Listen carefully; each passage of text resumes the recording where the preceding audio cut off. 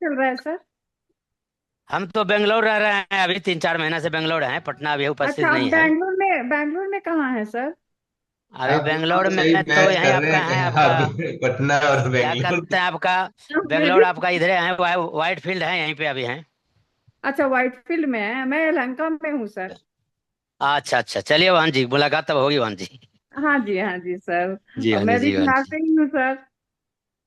हाँ हाँ वहान जी, जान रहे हैं वहान जी आपको हम। जी जी बिल्कुल। अरे इतना दिन से संग में जुड़े हैं तो नहीं जानेंगे तो फिर कैसे होगा।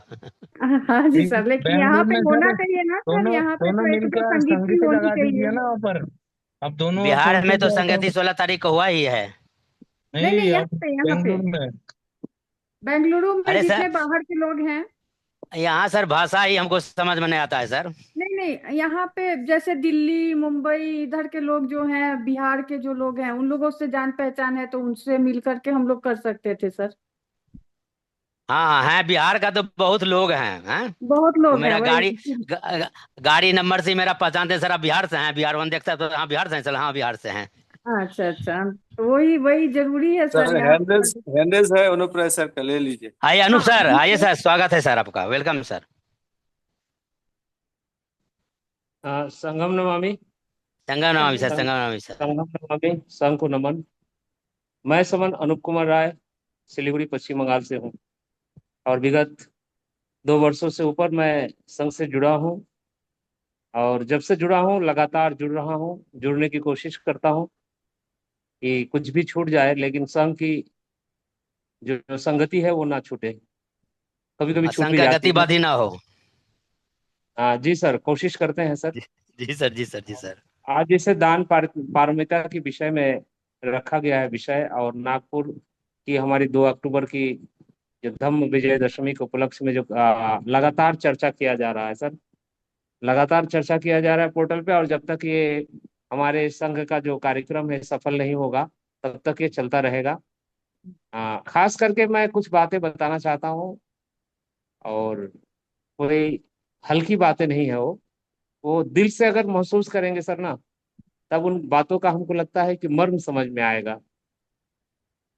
सबसे पहले कि हम नागपुर क्यों जा रहे हैं।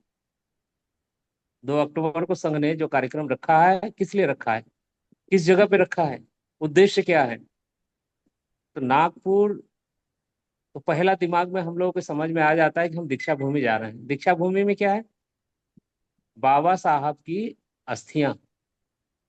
और जब बात बाबा साहब की होती है ना, फिर सारे चीजें पीछे छूट जाता है। क्योंकि आज जो हमारे समाज के कहीं भी वो संघ को जानता हो नहीं जानता हो, बाबा साहब को मानता हो या नहीं मानता हो, बाबा साहब के चरणों में 2 फूल अर्पित करता हो या नहीं करता हो, लेकिन अगर वो समन कुल में जन्म लिया है, अगर वो एससी है, अगर वो एसटी है, अगर वो ओबीसी है, अगर वो कन्वर्टेड माइनॉरिटीज हैं, तो सच यही है कि हमारे जो तमाम सुख सुविधाएं हैं, जो हमारे बच्चे आज पढ़ करके आईएएस पीसीएस जज कलेक्टर डॉक्टर इंजीनियर मास्टर हो रहे हैं ना, इसके पीछे अगर किसी व्यक्ति का योगदान है तो एकमात्र बाबा साहब डॉक्टर भीमराव राम जी अम्बेडकर, जिन्होंने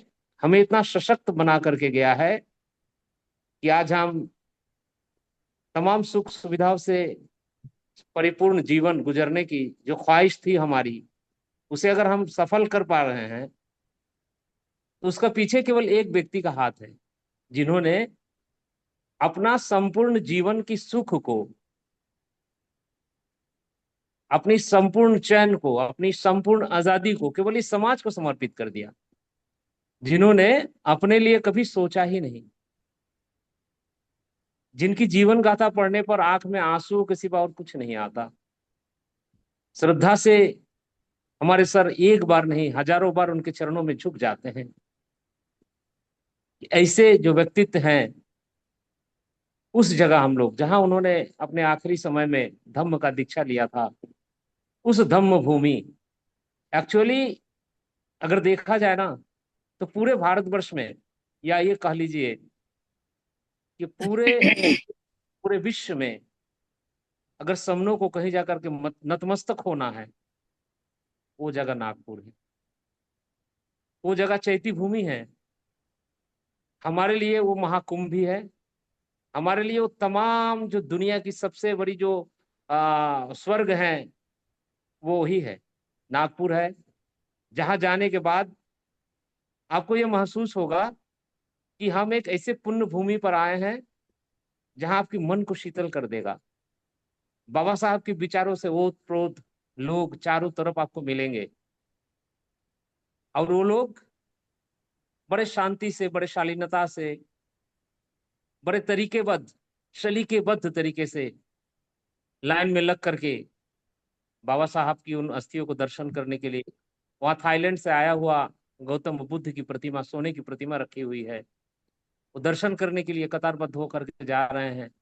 और सबके मुंह से आवाज निकल रहा है, संघं नमामि, संघं नमामि, संघं नमामि, बुद्धं शरणं गच्छामि, संघं शरणं गच्छामि, धम्मं शरणं गच्छामि।